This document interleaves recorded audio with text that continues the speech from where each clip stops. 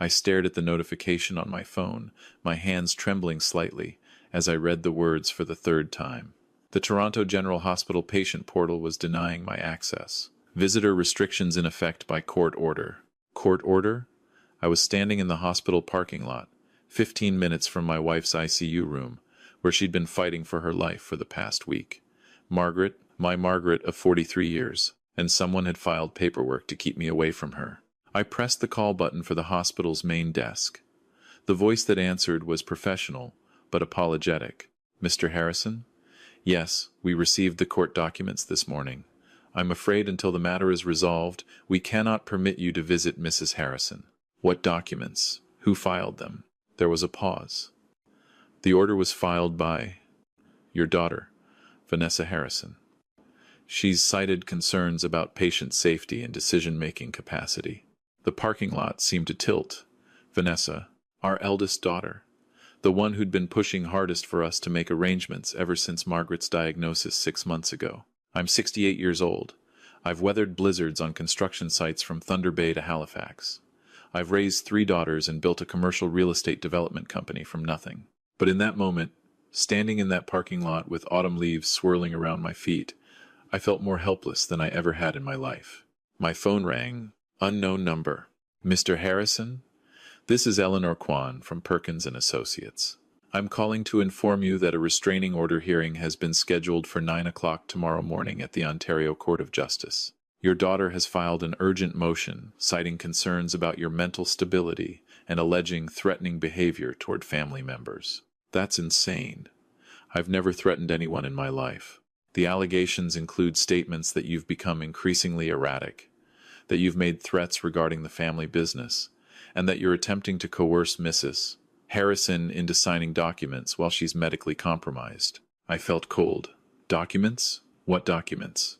According to the filing, you've been pressuring Mrs. Harrison to alter her will and revoke the medical power of attorney she granted to Miss Vanessa Harrison 3 weeks ago. 3 weeks ago, when Margaret was first admitted to intensive care. When Vanessa had arrived at the hospital with a lawyer and paperwork that Margaret, groggy from medication, had signed, I'd been in Vancouver for an emergency board meeting about our Burnaby project. By the time I got back, it was done. I need to see my wife, I said. She's dying. I understand, Mr. Harrison. But until the hearing tomorrow, the order stands. I'd strongly recommend you retain counsel immediately. I sat in my truck and made calls. My lawyer, David Chen, was on a golf course in Muskoka, but answered on the second ring. When I explained the situation, his response was immediate. Don't go to the hospital. Don't contact Vanessa. Don't do anything that could be construed as violating the order. I'll file an emergency countermotion. But Richard, this is sophisticated. Very sophisticated. Someone's been planning this. It's about the company, I said. The pieces falling into place. Margaret owns 51%. I own 49%. If she dies without changing her will, Vanessa inherits controlling interest, David finished. And with you painted as mentally unstable and potentially dangerous, she'd have grounds to force you out entirely. I drove home to our house in Rosedale, the neighborhood where Margaret and I had raised our girls, the Victorian mansion we'd renovated together. Every room held 40 years of memories. The kitchen where Margaret had taught Vanessa, Claire, and Beth to make her mother's Ukrainian pierogies. The study where I'd worked late nights on development proposals while she edited architectural plans beside me. Margaret wasn't just my wife. She was my partner.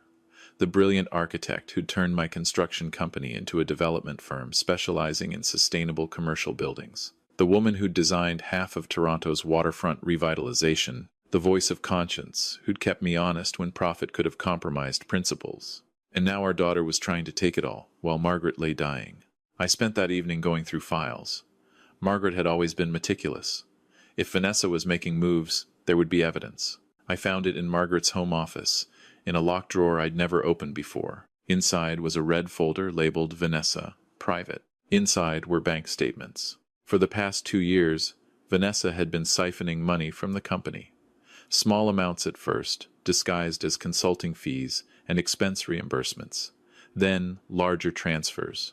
$300,000 in total, funneled into an offshore account and then back into a commercial property development in Calgary that had failed spectacularly. There were emails too. Vanessa to a private investigator, asking for surveillance on me and Margaret. Vanessa to a lawyer, asking about options for elderly parents showing signs of dementia. Vanessa to a commercial real estate broker, getting valuations on our company's holdings. The most damning was a handwritten note in Margaret's elegant script, dated 2 weeks before she'd collapsed. Richard, if you're reading this, something has happened to me. Vanessa came to me last month asking me to sign over power of attorney, just in case. She's been pushing me to update the will, to give her full control of the company immediately. She says you're becoming forgetful, that you're making dangerous decisions. I know this isn't true. I know what she's really after. I've kept evidence of the embezzlement, because I kept hoping she'd come clean. I kept hoping my daughter would do the right thing. But tonight she told me that if I don't cooperate, she'll make sure you can't interfere. She has documents ready to file, alleging abuse, mental incompetence, financial exploitation. She said she'd ruin you if I don't give her what she wants. I refused. I told her I would be revealing the embezzlement and that she needed to repay the money and seek help. She left angry. I'm documenting this because I'm afraid.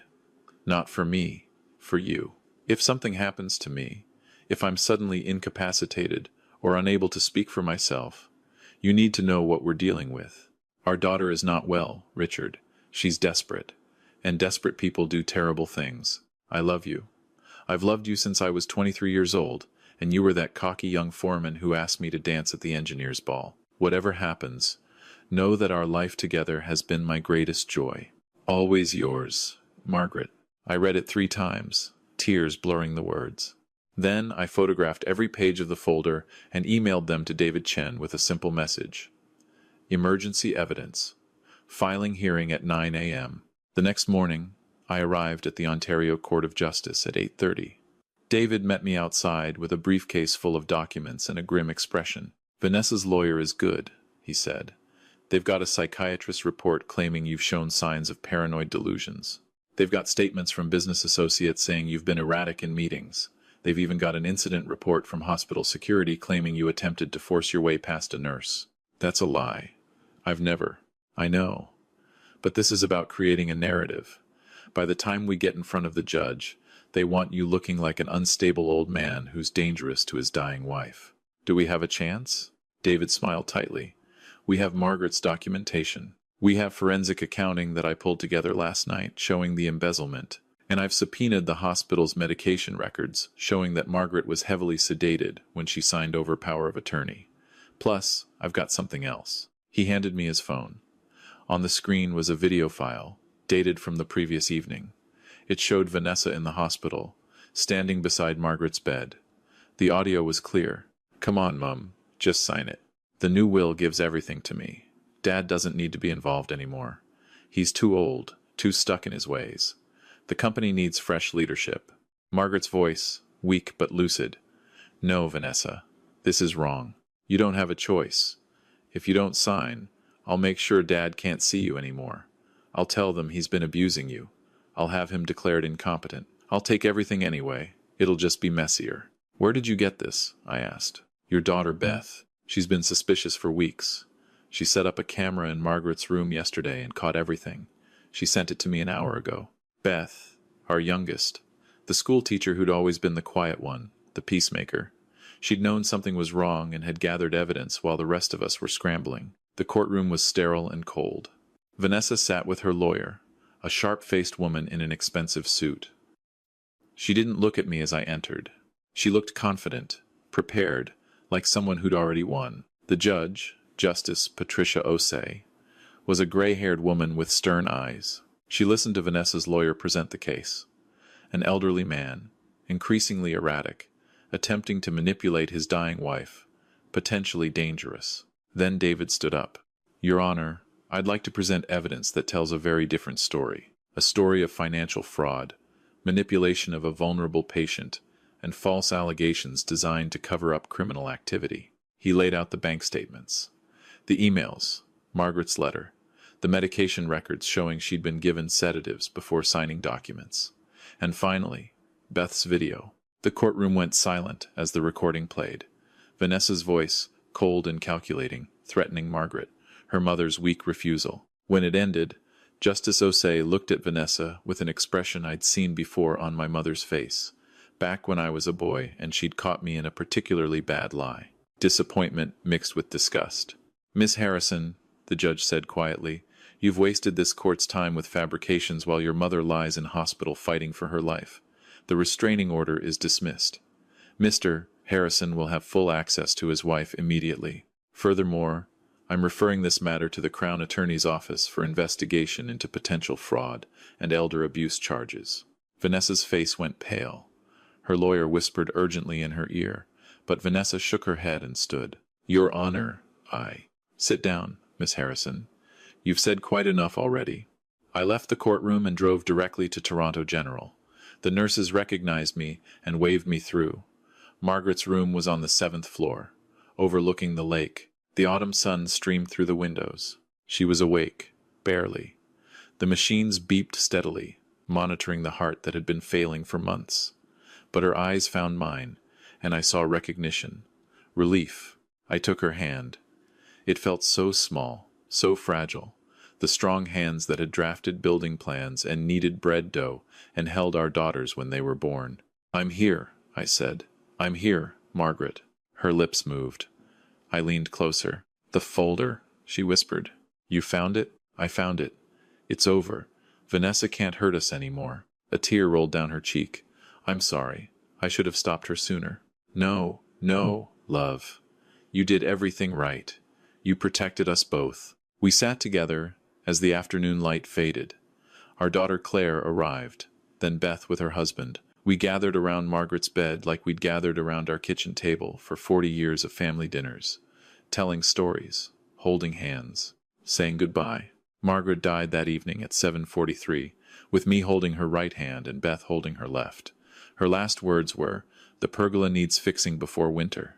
It made us laugh through our tears. Even dying, Margaret was thinking about the home we'd built together. The weeks that followed were a blur of funeral arrangements and legal proceedings. Vanessa was charged with fraud and attempted elder abuse.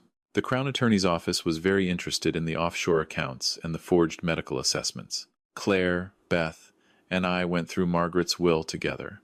She'd updated it 3 months earlier, before Vanessa's manipulations began. The company was split 3 ways. Beth got Margaret's shares, with a provision that I would remain as CEO until retirement. Claire, who'd never been interested in the business, received the Muskoka cottage and several investment properties. Vanessa received exactly $1 in a letter. I read the letter alone in Margaret's office. Her handwriting, her voice. "Vanessa, if you're reading this, I'm gone, and you didn't change your path. I want you to understand something.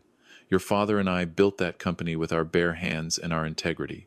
Every project we took on, we asked ourselves, will this make Toronto better? Will this last? Will we be proud to put our name on it? You asked none of those questions. You saw only money, only status, only what you could take. The saddest part isn't the theft. It's that you had a chance to build something of your own, to make your own mark. You were talented, smart, capable, but you wanted the shortcut. You wanted the reward without the work. I'm leaving you $1 because you need to learn what your father learned at 23, standing in a muddy construction site with nothing but a high school diploma and a work ethic. Everything worth having must be earned. If you're angry reading this, good. Use that anger to build something real. Make something you can be proud of without stealing it from someone else. I loved you from the moment you were born. I love you still. But love doesn't mean giving you what you want, when what you want will destroy you. Go earn your life, Vanessa. Make me proud. Mom." I folded the letter and put it with my copy of Margaret's final folder. Evidence, yes, but also a roadmap, a mother's last attempt to save her daughter from herself. 6 months later, I stood in the boardroom of Harrison Development with Beth and Claire. We were reviewing plans for our newest project, a sustainable housing complex near the waterfront, designed to Margaret's specifications from notes we'd found in her office. Affordable, beautiful, built to last. Beth, it turned out, had inherited Margaret's eye for design. She'd quit teaching and thrown herself into learning the business. Claire had taken over the financial operations, bringing an organizational genius we desperately needed. The company was thriving. More importantly, It was staying true to the principles Margaret and I had founded it on. Vanessa pleaded guilty to fraud charges and received a suspended sentence with probation and community service. She was required to repay the embezzled funds and complete court-ordered therapy. I saw her once, outside the courthouse, after her sentencing. She looked smaller somehow, defeated. "I'm sorry," she said. It was the first time she'd spoken to me since the restraining order hearing. I wanted to be angry. Part of me was. But I thought of Margaret's letter, her belief that people could change if they chose to. "Your mother left you something," I said. "Not money. Something better. A choice. You can spend the rest of your life bitter about what you didn't get, or you can build something real. Your call." She nodded slowly. "I got the letter. I've read it about 100 times. And? I'm enrolling in architecture school. University of Toronto, part-time program. I figure maybe I should try doing things the right way for once." I felt something loosen in my chest. Not forgiveness, not yet, but hope. "Your mother would like that. Will you?" She hesitated. "If I do this, if I really commit to learning, to earning it, would there ever be a place for me? In the company?" I thought about it. About trust broken and families fractured and second chances. About Margaret's fierce belief in redemption. "Finish school," I said. "Work somewhere else for 5 years. Build a portfolio you're proud of. Then we'll talk. But Vanessa, understand this. If you come back at the bottom. You earn every promotion. You prove every day that you deserve to be there. No shortcuts. No family favors." "I understand." She wiped her eyes.